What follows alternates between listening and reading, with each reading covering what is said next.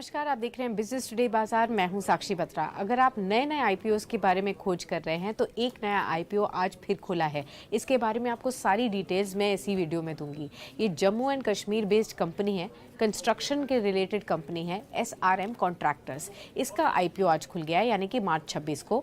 ये 28 मार्च तक के लिए ओपन रहेगा पब्लिक के लिए। अगर आपको निवेश करना है तो इन 3 दिनों का समय है। अब इसके बारे में सारी डिटेल्स जानिए। ये कंपनी इस आईपीओ के जरिए 130 करोड़ रुपए ही जुटाएगी, यानी कि बहुत ही छोटे टिकट की ये कंपनी है। कंस्ट्रक्शन और डेवलपमेंट की कंपनी है। इसने जो प्राइस बैंड तय किया है 200 से 210 रुपए प्रति शेयर के हिसाब से तय किया है। यहाँ पर मिनिमम आपको 70 शेयर्स के लिए बिड डालना होगा एक लॉट में, फिर उसके मल्टीपल्स के लिए आप डाल सकते हैं।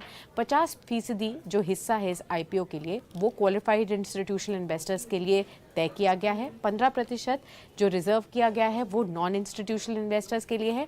35% हिस्सा रिटेल निवेशकों के लिए है, यानी कि आम जनता, आप और मैं, रिटेल निवेशकों की कैटेगरी में आप 35% तक के हिस्सेदारी में निवेश कर सकते हैं। उसी से चांसेस डिफाइन होते हैं कि कितने लोगों को इसका आईपीओ का अलॉटमेंट मिल सकता है।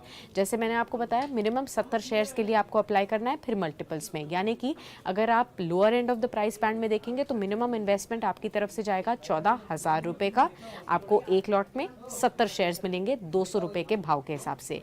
अपर end of the price band में जाएंगे तो यही अमाउंट आपका 14,700 रुपये हो जाएगा। आमतौर पर एक्सपर्ट्स कहते हैं जब भी आप बिड डालें किसी नए आईपीओ के लिए तो upper end of the price band पे डालें, ना ही लोअर लेवल पे। इससे आपके चांसेस ज़्यादा बढ़ते हैं। इन बिटवीन भी आप कोई प्राइस ना तय करें, लेकिन जो केवल अपर बैंड होता है उसी पर आप अपना जो बिड है, यानी कि जो 210 रुपये होगा इस केस में, उस पर आप बिड लगाइए तो आपके लिए बेहतर होगा।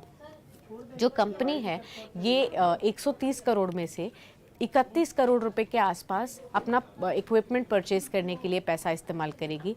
46 करोड़ रुपीस के आसपास वर्किंग कैपिटल के लिए साइड में रखा जाएगा। 10 करोड़ के आसपास कंपनी इस पूरे फंड में से अपने डेट को रिटायर करने के लिए इस्तेमाल करेगी। 12 करोड़ के आसपास कुछ प्रोजेक्ट स्पेसिफिक जॉइंट वेंचर्स के लिए इस्तेमाल किया जाएगा। इस तरीके से डिवीजन है जो भी पैसा अपना रेस करने वाली है कंपनी। जैसे मैंने आपको बताया, ये इंजीनियरिंग, कंस्ट्रक्शन और डेवलपमेंट कंपनी है। प्राइमरीली ये रोड्स बनाती है, टनल्स बनाती है, ब्रिजेस बनाती है, स्लोप स्टेबलाइजेशन के काम करती है और बाकी सभी सिविल कंस्ट्रक्शन जैसी एक्टिविटीज़ करती है। कौन कौन सी टेरिटरीज में सबसे ज़्यादा कारोबार है? जम्मू एंड कश्मीर और लद्दाख एरिया में। अब कंपनी ने फाइनेंशियल्स कैसे पोस्ट किए हैं ये भी जान लीजिए। अगर आप FY23 की बात करें तो कंपनी मुनाफे में थी। 18.7 करोड़ का मुनाफा दिया। ये पिछले साल के मुकाबले 17.5 करोड़ से बढ़कर आया है, यानी कि 1.5 करोड़ का फायदा मिला on a year on year basis profits पर। रेवेन्यू भी FY22 में 263 करोड़ का था, वहाँ से बढ़कर 300 करोड़ तक के आसपास का कंपनी का रेवेन्यू बढ़ा है। और साथ ही अगर आप इस करंट फाइनेंशियल ईयर की बात करेंगे तो पहले 9 महीनों में प्रॉफिट 21 करोड़ के आसपास रहा है, यानी कि लगातार 3 साल से आप प्रॉफिटेबिलिटी में थोड़ा थोड़ा जंप देख रहे हैं। साथ ही रेवेन्यूज़ की भी बात करें तो वहाँ पर भी धीरे धीरे 234 करोड़ से लेकर आपको 300 करोड़ तक के रेवेन्यूज़ देखने को मिले हैं। इस तरीके से इस आईपीओ में आपको पैसा, जो कंपनी है इसके फाइनेंशियल्स में पैसा बढ़ता हुआ नजर आया है। ये पॉजिटिव बात है। अब कंपनी अपना जो अलॉटमेंट है ये 1 अप्रैल को फाइनलाइज करेगी, यानी कि अगर आप बिड डालते हैं आप चेक कर सकते हैं कि आईपीओ का अलॉटमेंट आपको मिला है या नहीं, 1 अप्रैल को। फिर जब लिस्ट होगी ये अप्रैल 3 को लिस्ट हो जाएगी। रिस्क क्या क्या है कंपनी के? एक्सपर्ट्स मानते हैं कि कंपनी का जो बिजनेस है 2 एरियाज में, जम्मू कश्मीर और लद्दाख में, काफ़ी ज़्यादा कॉन्सेंट्रेटेड है, इसलिए काफ़ी रिस्क है कंपनी के लिए। मान लीजिए कुछ इकोनॉमिक इशू हो गया, रेगुलेटरी कंसर्न्स आ गए, यूनियन टेरिटरीज में कोई भी और चेंजेस होते हैं तो कंपनी को नुकसान उठाना पड़ सकता है। अब कंपनी जो ज़्यादातर अपना रेवेन्यू है ये अपना टॉप 5 क्लाइंट से उठाती है, और ये एक दूसरा रिस्क सामने आया है।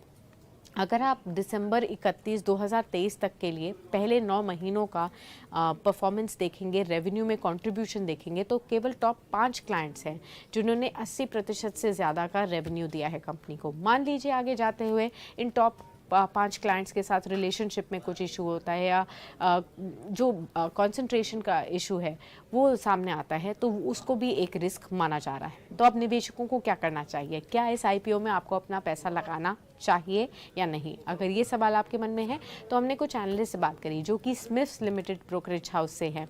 उन्होंने डेफिनेटली इस कंपनी को एक सब्सक्राइब रेटिंग दिया है, यानी कि वो चाहते हैं कि इन्वेस्टर्स इस पे निवेश करें।